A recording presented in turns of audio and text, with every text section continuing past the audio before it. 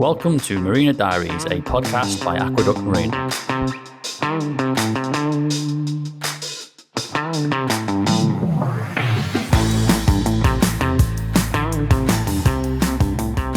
Welcome to episode 2 of Marina Diaries. We've made it, Rich, to episode 2. I think we've done well to get this far. Yeah, no, the fame's not gone to our heads yet. No, and it's a big thank you to all the people that tuned in last week. Yeah, it's amazing, really. Actually, we thought probably 2 or 3 people might tune in, but we've had quite a lot with some great feedback, haven't we, as well? We even stopped by a moorer in the cafe. Yeah, it was quite nice. I felt a little bit famous for about 5 seconds. You've not let it go to your head, though. That's the most important thing. Not much, no. So what are we covering on this episode? We're going to cover a bit about what's been going on in the marina this week, just to give people an update on where we are and what we're doing and what's exciting going on here. The main subject we're going to speak about after that is moorings, which is a subject close to our heart. It's all about different types of mooring and also what to look for when you're looking for a mooring. Yeah, the question is to moor or not to moor. And then I think we're going to finish the episode with some questions that we've had from the public. Yeah, and they are genuinely public comments and questions. Which is great. That's what we wanted, wasn't it? Is those people to put comments on YouTube or Spotify or whether they're listening to the podcast so they can ask us questions and hopefully we can try and give them a few answers. We'll do our best. So, Rich, tell us what's been happening here at Aqueduct Marina this week. We've been planning for the Brokerage Open Day events this weekend. We've got 2 days, Saturday and Sunday.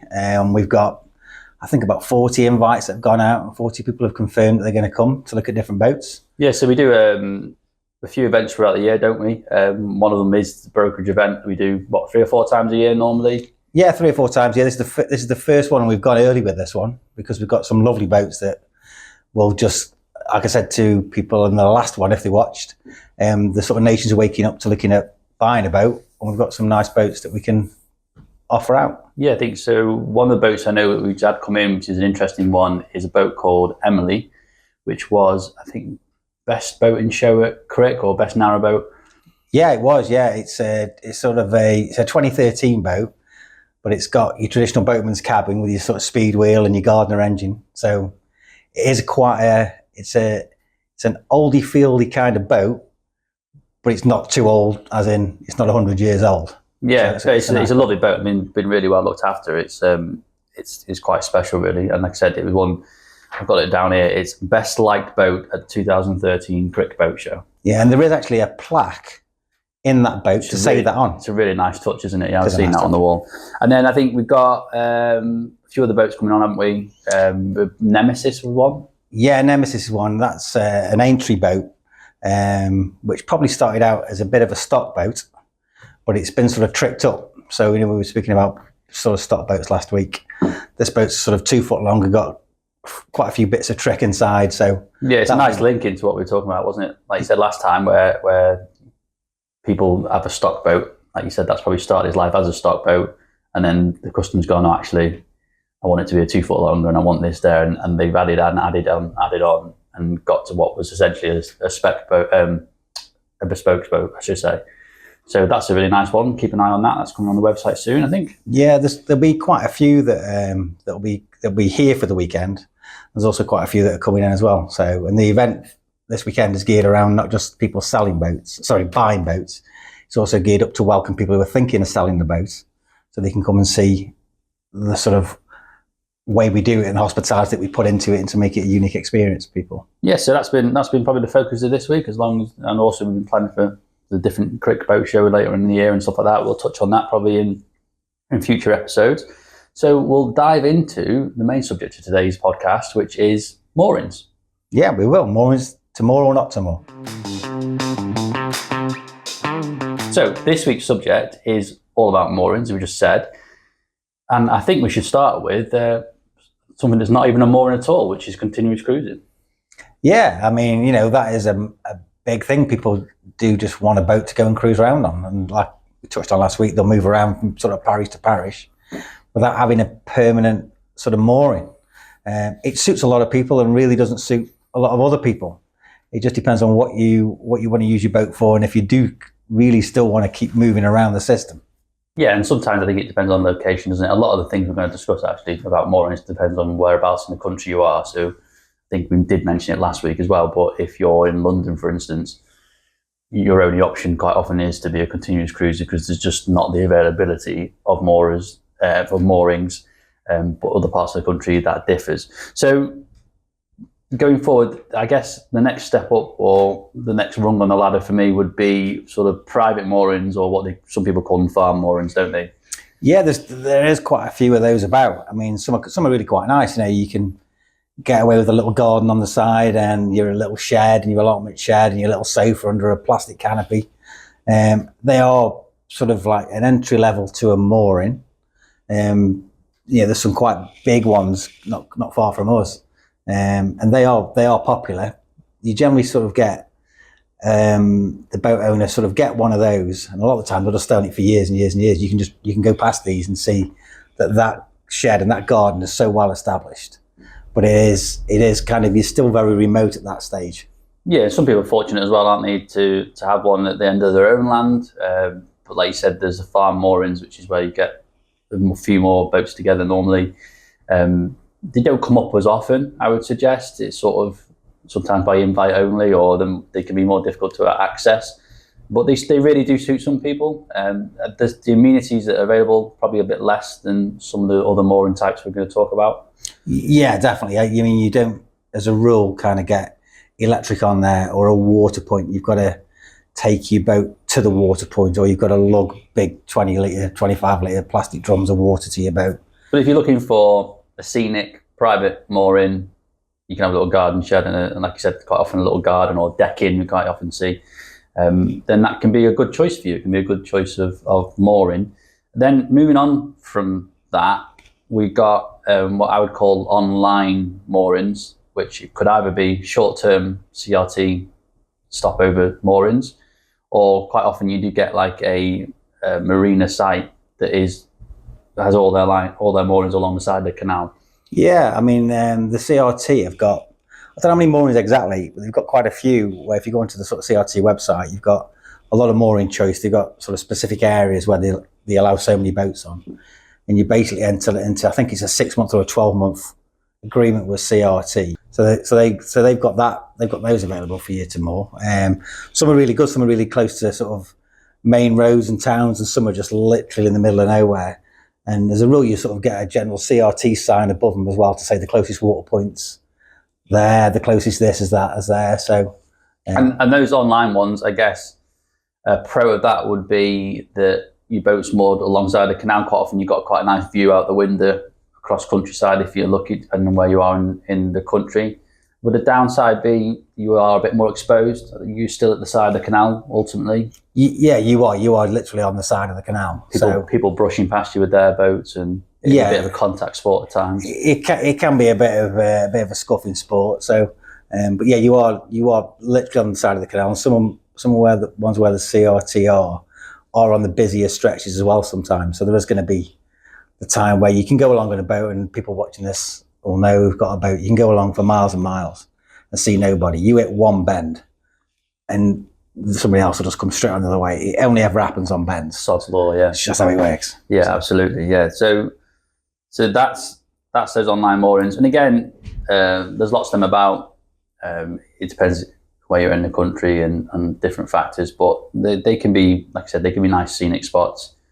Some of them do have electric and water points, but some don't. So it's that real middle ground, I would suggest. Yeah, it is. Yeah, it's kind of potluck, and I think you'll pay a little bit more for certain services to be attached to it as well. But you've probably got, if it's not a CRT one we talked about particularly, but if it's like at the side of canal mooring, but it's an actual marina, normally it's on the off side, isn't it? So it's not the towpath side. So you've probably got a bit more security than you would have just mooring on the side of the canal. Yeah, I mean, a lot of them, the local one to us at Middlewich, which is the Wharf, they've got the offside moorings there.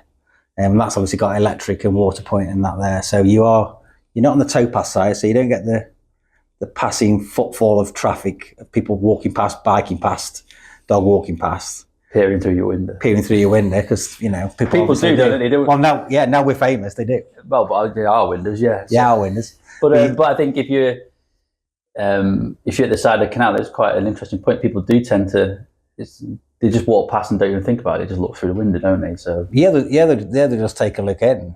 Although you can get tinted glass now. I know Cordwells we work with, they do a lovely sort of tinted glass with a mirrored black frame around it, don't they? Yeah, it's an option. It's an option to have, and it's those kind of things are nice things to have on boats. But like I say, on the moorings, the offside you are, like I say, on a wharf. I know at Lamb's Wharf as well, sort of towards Northwich. They're the same. They're on the other side, and there is your water, your electric, and you've got your car park more that side, so to speak. You haven't got to walk quite a way to get to your car. So if you want that feeling of being out on the canal a bit, but some security and some facilities, that's an option, or we call it online moorings. Yeah.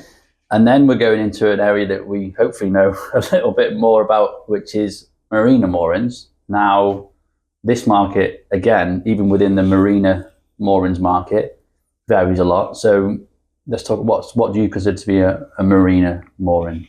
A marina mooring, you're sort of obviously on the sort of finger jetties, if you like, in a typical dugout marina. There's some marinas that go back to the 70s and some marinas that go back only sort of 4 or 5 years. They're all still basically the same kind of plan. Yeah. Because you've still got to fit narrow, long boats in them. But it just depends on really the sort of, it comes down to sort of the facilities that you're going to get there, and the sort of the jetties and the quality of the jetties and the lighting and all that kind of stuff. So the jetties is an interesting one that I've just thought about now, which is some marinas like ours, you get individual finger jetties. So there's a jetty next to each individual boat. So on one side or the other, you've got a jetty. But some that you're behind another boat, you've got longer linear moorings within a marina almost. Yeah, yeah. And I've never moored in one of those marinas, but it's always, if you can imagine, if you're the one that's the furthest at the back, you've either got to go. It's like parallel parking. It is parallel. Yeah, it is parallel parking. Yet these things don't go very well in reverse. Even if you think you're good at it. So I always think there's a good risk of scuffing other boats and scuffing your boat. Yeah, some people like them though. But like I said, our marina is more, you get an individual jetty, which means you definitely got a side you can get on and get your boat in and out. It's probably a bit easier, although marinas can be havens for wind at times. But so you got individual jetties like we've got. Let's talk about the facilities and the moorings as well. So some marinas are just somewhere to go and put your boat, aren't they? Some literally are a car park for boats. Some are just a sort of moor it up and go, and that suits some people that just want to literally just park it and go. And quite often they're probably run by a smaller team that come to the office 1 or 2 days a week. I'm trying to think some ones I visited in the Midlands are like that, where there is an office, but it's only manned 2 days a week.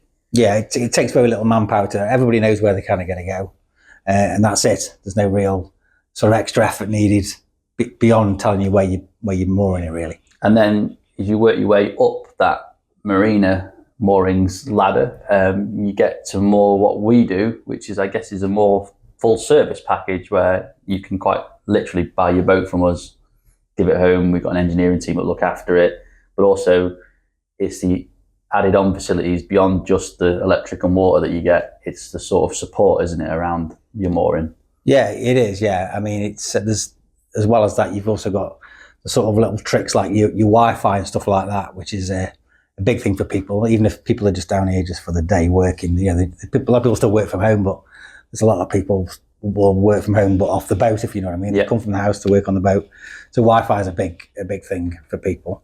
And then we've got engineering services, haven't we? Dog walking fields, laundry, waste, water, and washing. I had to look down then. It's the three W's basically. 3 W's, yeah. And if you going back to the beginning of this conversation, if you're a continuous cruiser, those 3 W's are always in your mind. It is a big thing for your mind, because you're always thinking, when's the next water? When can I do the next load of washing if you haven't got a washing machine on board? And if you have got a washing machine, that's going to consume all your water as well. So you're really weighing it up all the time. There are less and less water points about now as well, and refuse collection points on the canal system. So when you're in a marina with everything there, it is a big peace of mind to know that you can just do your washing. You've got, I'm going to say, endless amounts of water, you know what I mean, on your hose pipe and stuff. And waste, you've got a pump out machine like we have here, and you've got obviously bins that are emptied every few days. it's a massive plus. Yeah, you can get rid of Elson as well, and Chandlery open 7 days a week. We've got a cafe on site, so it just becomes those little extras that make your boating experience hopefully a bit more comfortable, more secure, and hopefully give you ultimately a little bit more enjoyment and allow you to get out on the water, make more memories, and enjoy your boat more. So that's, in essence, you can everything from continuous cruising all the way through to what we do. There's all those different price points, different options, and it all depends on how you're using your boat, whereabouts in the country you are. And we're going to talk about now, the next part is factors to consider when choosing a mooring. Excellent.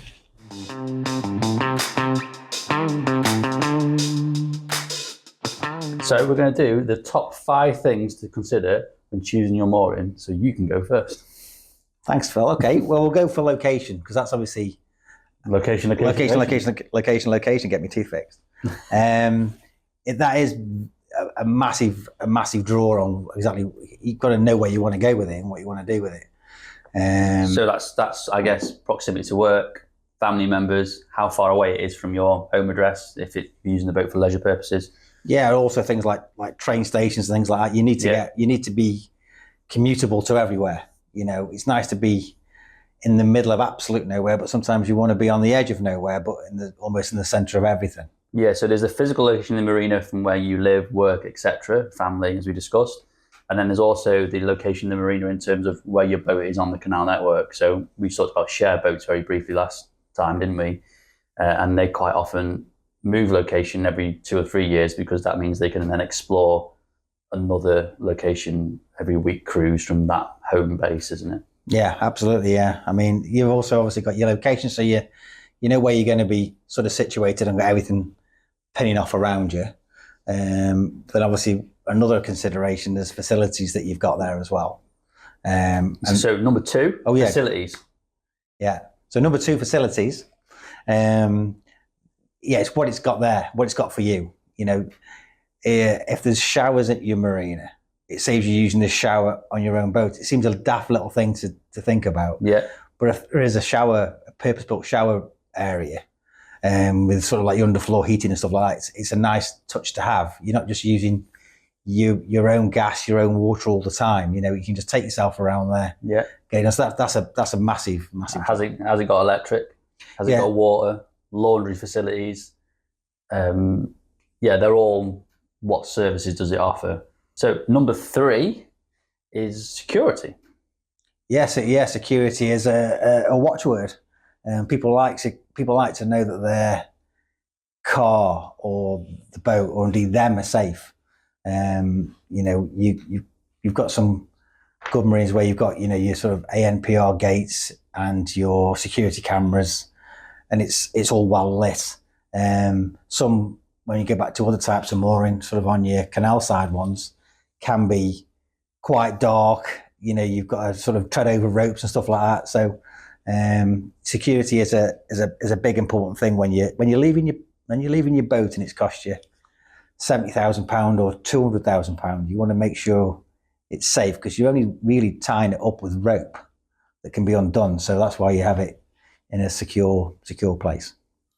So number 4, access to local shops and infrastructure. So what's local? It's partly location, again, if we're totally honest, but it's sort of what shops are local, train links, as we talked about with location, I guess. Yeah, people want to buy at the big supermarkets because they just do. They want to know they can sort of get there in 10 minutes. Some of the in-town moorings that you can get are great for all that. You've got everything on your doorstep for that. People look for where the pub local, or like if here we've got a licensed cafe, so is there something like that on site or nearby? Those can be important considerations. Yeah, absolutely. And a lot of boaters literally don't have a car. Yeah. You know, that have chosen a mooring, especially if they're just choosing a winter mooring. They want somewhere they can just turn up and enjoy, and it's got everything there. I mean, I know here we have your Asda, Cardo, all Tesco vans coming in. So there's always the sort of the delivery thing you must be able to use on an app or something. You're big on the tech, aren't you, Rich? Absolutely, yes. Yeah. So I'm impressed. You know, All that lingo is great. I've just written it down there. Oh, okay, great. Yeah. So the fifth one, number 5, quite a big one, is the cost of the moorings and also the type of contract. Yeah, I mean, a lot of moorings are done on either the price you pay will be upscaled by the shorter period you're there. So if you're there just for a week, you'll pay A premium. a premium. Most marinas want you there on either a 6-month deal or a 12-month deal, and a lot of the time it's paid up front as well. So you sort of, you've got to be really committed. You're going to really love the marina, love the area, does everything you want.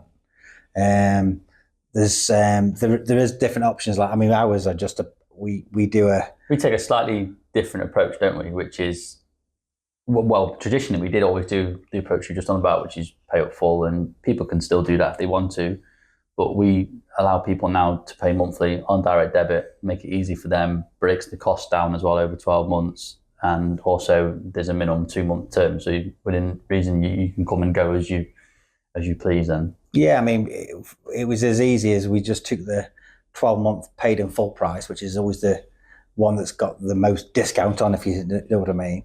And we just divided it by 12. So it's a very simple pay per month. Just one price for everyone, pay monthly. And that's just the way we do it. Like I said, all the marinas do that differently, don't they? One of the other things to consider as well is not only the length of contract and the price of the mooring, but some moorings do include, I wouldn't say hidden fees, but additional fees, should we call them.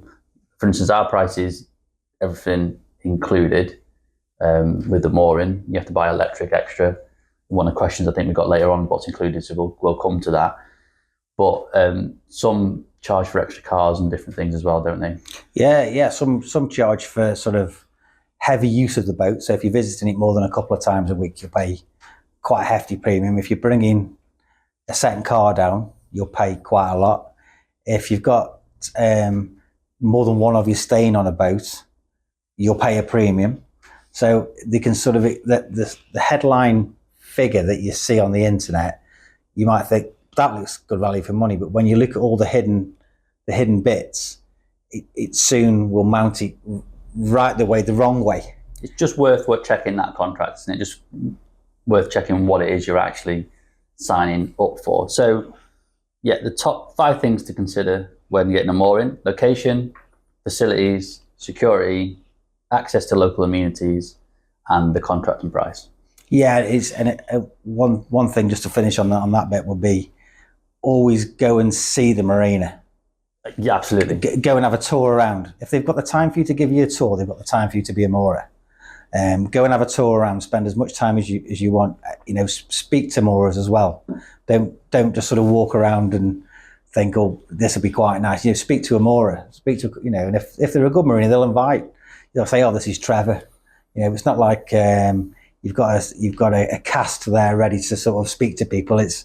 But always go and see the marina. Check it out, even if it means you've got to go on a train and on a bus or whatever. Go and see the marina. Experience it. Don't just go for 10 minutes.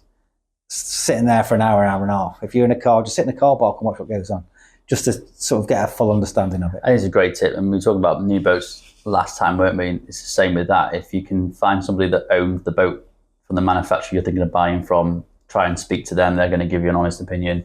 If you can find a moorer when you're walking around looking at a marina, ask them, because hopefully they're going to give you an honest, unfiltered opinion of what it's truly like to moor or own that boat. Yeah, absolutely. Yeah, the sort of word of mouth and customers that have had a good, bad, or indifferent experience is always good to listen to. Because they'll tell you. They will absolutely tell you. Sometimes they tell you. They'll tell me, yeah. Sometimes they tell me. Yeah, and we listen. We do, yeah. No, we do. So on to our final section, which is questions from the public. Yeah. So we've got some questions from the public, which is a section I think we're going to call questions from the cut. We are. Shall we start with the first question? Go on. Do you want me to go? You can go if you want. So Annie Mack, not the DJ. No. I'm sure she's not heard that before, has asked a couple of questions. The first one is, do marinas put an age or condition limit on boats that moor with them? No, as a general rule. Some marinas like ourselves only allow steels in. Yeah. So obviously like your steel narrow boats, not your plastic GLP ones. So there is no real. I mean, a lot of those kind of go back sort of the 70s and 80s. I mean, I remember them new. Yeah. So there is no real age limit. Some of the historic stuff can be 100 years old. But like I say, as a general rule, the age of stuff, as long as it's presented well, doesn't really give a problem. And as a rule, 99.9% of people are proud of the boat, so they look after the boat. Annie's asked the second question, which is there any specific detergent they can use when using the wash machine? You know what, you can pretty much use anything that you wouldn't normally in a household. There is sort of detergents, like cleaning detergents and like boat shampoos and stuff like that, which are specifically manufactured for the sort of marine industry. Yeah, I think there's some more eco products, and we certainly advocate those. Like I said, we sell some in our chandlery. So if you can try and find those ones, they'll be better, because you are obviously putting it into the waterways. The final question is the cost of using Marina's wash machines, filling up the boat with water, etc., included in the cost of moorings? So I'll take that one, because I know the answer. So the cost of wash machines is always, I've never known a marina to do that, included in the marina fee, in the mooring fee, I should say. So that's normally extra. Water, again, this does depend on the marina, as we talked about in the earlier section, but water with ourselves is included. Electric is then done on a metered card system, which I think what you would find is probably standard practice in most marinas. Yeah, I think most of them are, or if there's just a few of you that have got electric, like on a typical wharf, say, as opposed to in a marina, there'll just be a meter. Then the meters are just read once a month, calculated, and then you just get your bill and paid. Simple as that. So the next question from Colin B. Dash Hound. That's because I put brackets dash hound because he had a picture of a dash hound on his. That's not his name. No, well, I think he's Colin and the Dash Hound, or Colin and the Dashy, I think was his name on YouTube. All right, so we're Colin and his Dash Hound's benefit. If a boat's left in a marina for a long time, is it good for the engine to be run, and would the staff do it? So it's always good practice to run your engine up throughout the year, just to keep everything lubricated and make sure the systems are working, there's no leaks, etc. So yes, it is good practice to run the engine up. Would the marina do it? Depends on the marina you're at. For instance, that is something that we would do for our moorers. There would be a charge involved, because obviously we'd have to send an engineer out. We do sort of changeover checks for the share boats and things, don't we, where we go and check like a list of things in an hour, run the heating up, run the engine up. So again, it depends on your marina, but ourselves, yes, we do offer that facility for like an hour's labour charge. Yeah, and I think if you're a typical leisure customer and you're going to mothball your boat in, I'm going to say late September, October, you're not really going to be planning to going back to sort of March, April time. Majority of marinas will offer you a winterize. So you'll winterize it in September, and September, October, and you'll de-winterize it in sort of April time. So all your fluids and everything's checked, and it's ready to go for you when you come back, but it's sort of made safe and unfreezable, if you like, over the winter period. Yeah, and Colin did also ask a question about solo boating or boating on your own on the canals. I think that's a great subject. I think he suggested it was a subject we could cover, but I think we'll just cover that in future episodes. We've got some moorers here that do that, don't we? So do that, don't we? Yeah.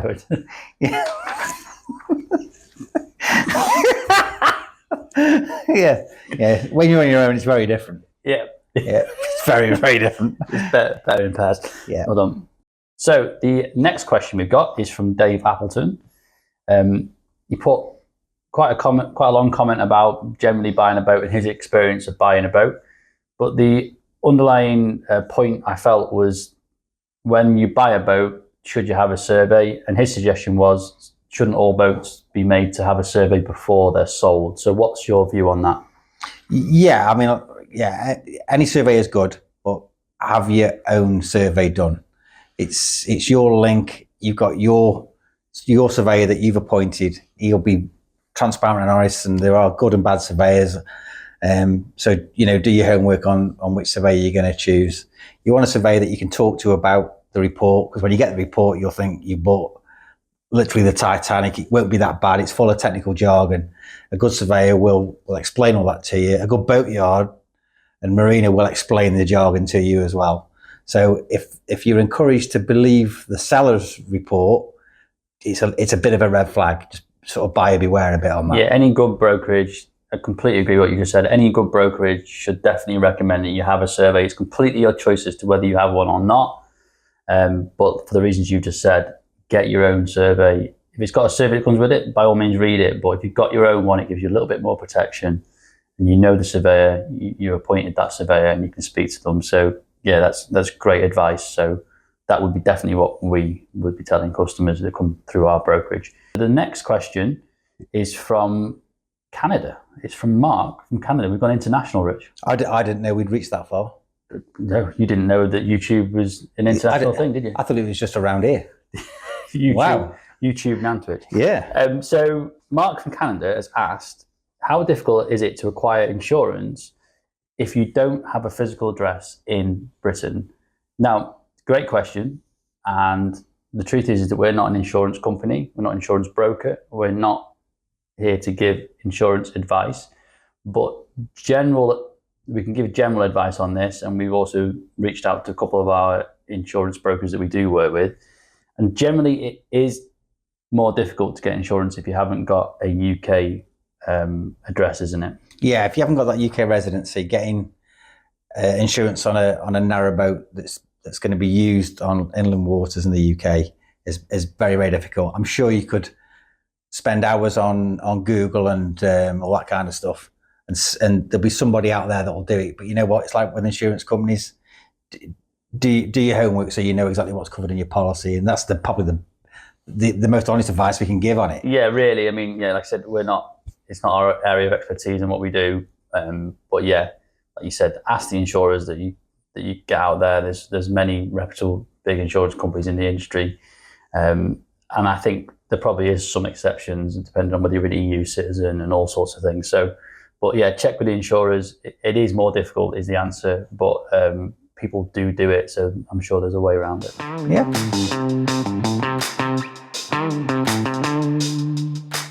Well, that's about it for today, Phil, on what we're going to cover. So I hope everybody's enjoyed today's show. Yeah, hopefully they've learned something and we've answered some questions that people might have had. Yeah, and if you've got any questions or comments, they can put them in the comments thing. I always do this now. In the comments section underneath the video or on Spotify, if that's what you're listening to us on. Yeah, and like I say, we've given people a bit of an insight and a bit of help and what's going on at the marina this week. And whether they like it or not, we're going to be back for episode 3. Absolutely, definitely, just out of spite. So see you next time. Thanks. See you next time.